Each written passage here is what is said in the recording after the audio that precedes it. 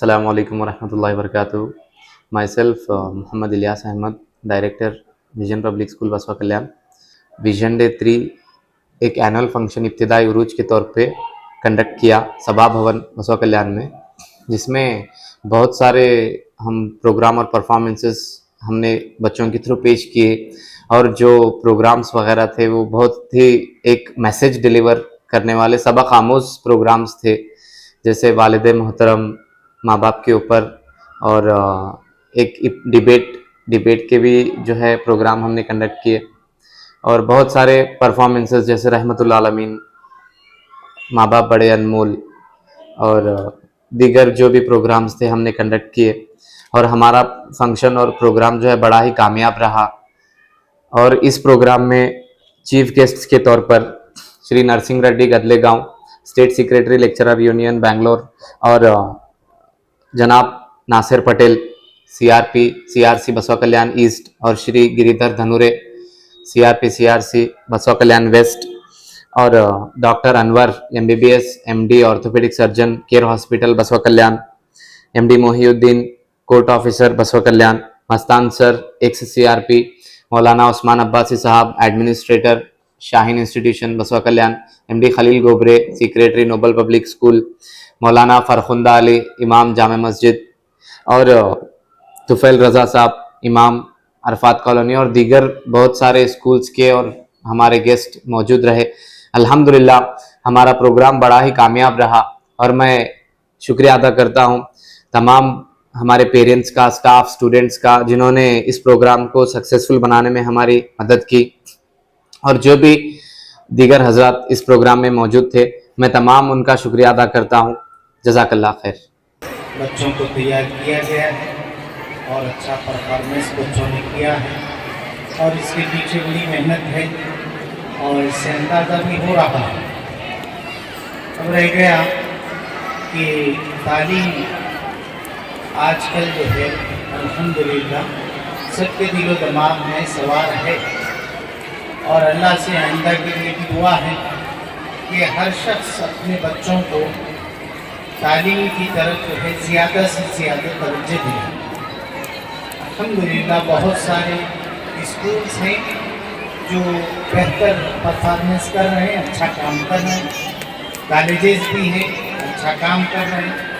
तो जहाँ भी मौका हो बग़ैर किसी जो है ऊंच नीच के कोशिश करना चाहिए।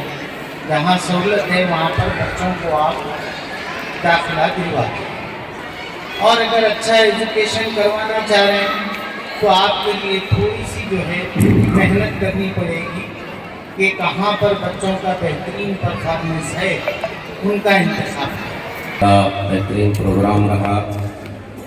बड़ी ही सबक आमोज ड्रामे इस प्रोग्राम के अंदर पेश किए गए, और उसके साथ साथ विज़न स्कूल का जो रिज़ल्ट है सालाना, जहाँ तक मैं जानता हूँ बड़ा बेहतरीन है।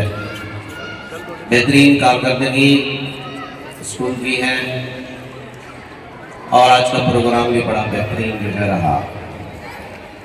तो इस मौके पर मैं आपसे सिर्फ चंद बातें आपके सामने रखूँगा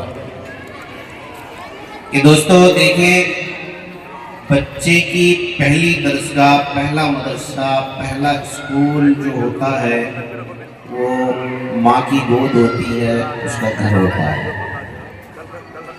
और दूसरा स्कूल वो है जिसके अंदर हम बच्चे को दाखिला देते हैं। और आपने हर साल बच्चे का रिजल्ट चेक किया होगा कि हमारे बच्चे ने कितने परसेंट जो है लिए, कितने नंबरात जो है लिए, किस पोजीशन पे हमारा बच्चा है। ये सेकंड स्कूल के रिजल्ट को हम जांचते हैं, मगर कभी क्या हमने बच्चे के पहले स्कूल का जांच लिया? पहले स्कूल को जांचा, उसके रिजल्ट, उसके परफॉर्मेंस के बारे में जो है हमने कभी कोशिश की?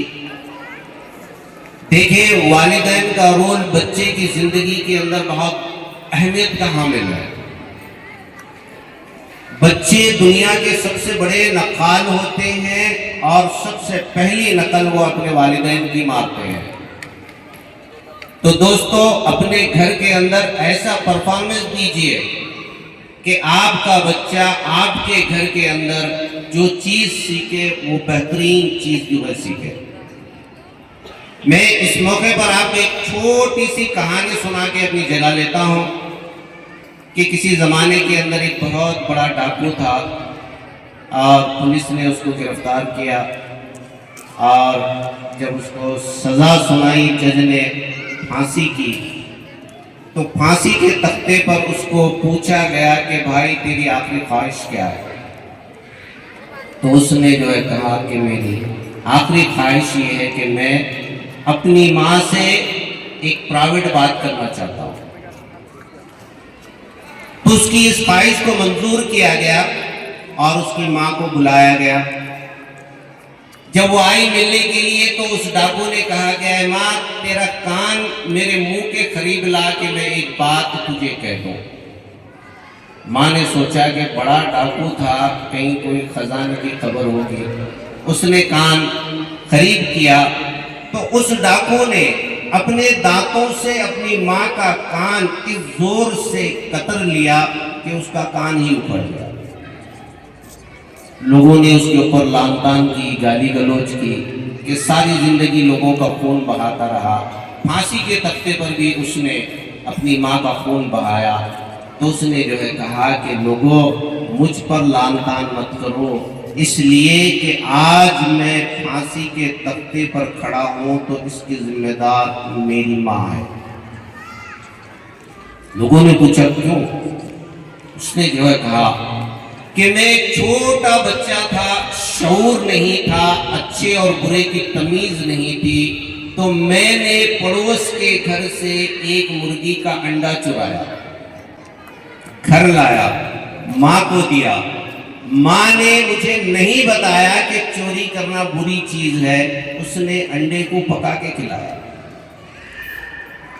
दूसरे दिन मैंने मुर्गी चुराई, तीसरे दिन बकरी चुराई। रफ्ता मेरी हिम्मत बढ़ती चली गई और मैं वक्त का सबसे बड़ा डाकू बना। अगर मेरी माँ ने मुझे बचपन में सिखाया होता सही क्या है और गलत क्या है तो आज मैं डाकू नहीं